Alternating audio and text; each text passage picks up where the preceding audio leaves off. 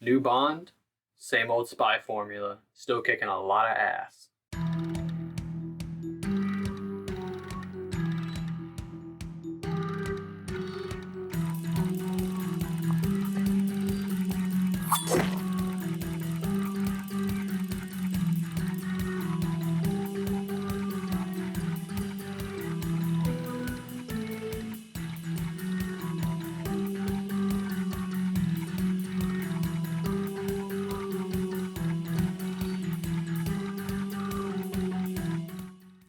The Living Daylights shows that after a defecting Russian general reveals a plot to assassinate foreign spies, James Bond is sent on a mission to uncover the truth and dispatch the new KGB leader to prevent tensions from building within the Soviet Union and the West. But not everything is as it seems.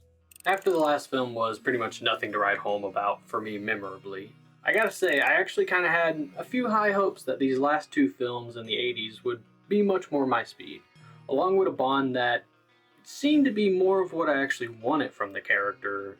I gotta say, I think sometimes wishes really do come true.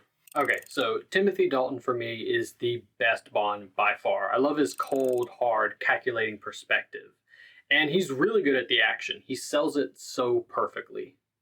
And along with that, I just love his raw emotion that he's able to just pull out of nowhere.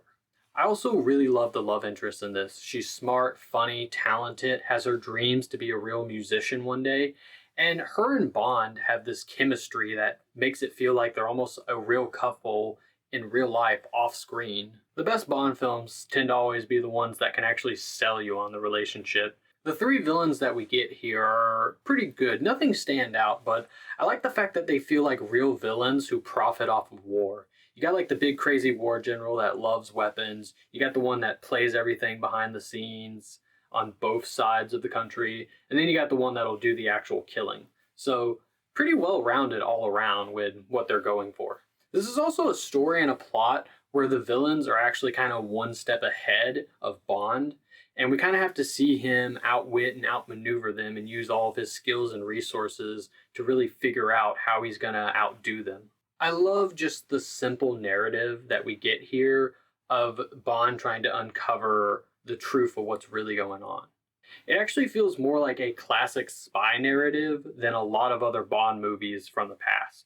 The script is so good that from the beginning of the film, they actually lay out that every little detail is connected and twisted and combined to show what the villains are actually up to, but your brain has to actually like catch on to it and follow it along. But Bond himself is so cool that he's almost actually caught along with it without letting anyone else know or even us. With the way that certain things play out and the fact that a certain deaths happen in the movie, it actually keeps the tension up pretty high and keeps you guessing on what could happen next, who could happen to who.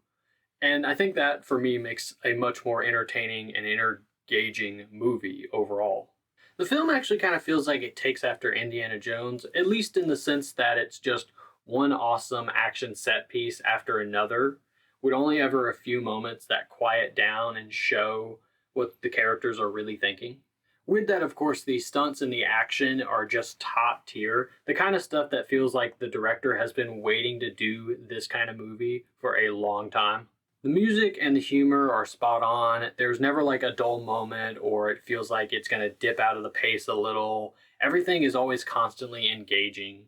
Also, I appreciate with this film how it kind of makes Middle Easterns actually one of the good guys in the film and a group of people that help out James Bond. You didn't really get to see that back in the 80s. If anything, you saw the exact opposite and one of the worst stereotypes in cinema. I really appreciate this film for actually doing something like that. I also like that there's sort of a little substance here about how war is bad and not good. It almost feels like they should have actually put in that song somewhere. It's nothing too deep, but I think for the most part it's actually pretty nice to actually kind of have a little something to say. Mixed wise, I'd have to give it to the Gadgets. Usually I'm a big fan of them and there are some to like here, but I think overall it's usually Bond uses it to do something and it kind of cuts the tension or cuts a cool moment and mainly makes it more of just like, hey, look how cool this gadget is. Isn't it cool that we can do this in the late 80s? And I just don't think that's as fun as just showing off a cool gadget and actually having it do something cool and help build the tension and the plot and move everything forward. When talking about the negative, I only really have one major one, and it really goes with the action wise. It sometimes gets to a moment where it's like, come on, how did the person survive that? That's loony, that's cartoonish. Just a few times here and there, it kind of rears its head up. I guess they're still trying to get past some of that stuff from the last three films. And some of the effects I don't think are good. Like, clearly, James Bond is not actually hanging off the side of a plane while trying to escape one of the henchmen.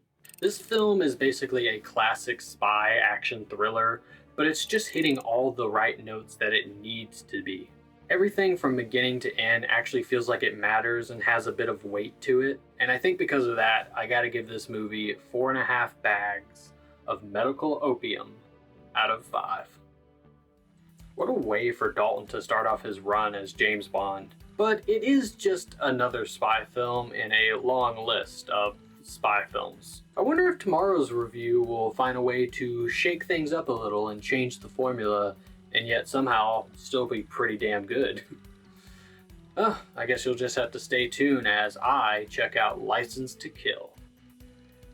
Gear up and gear out.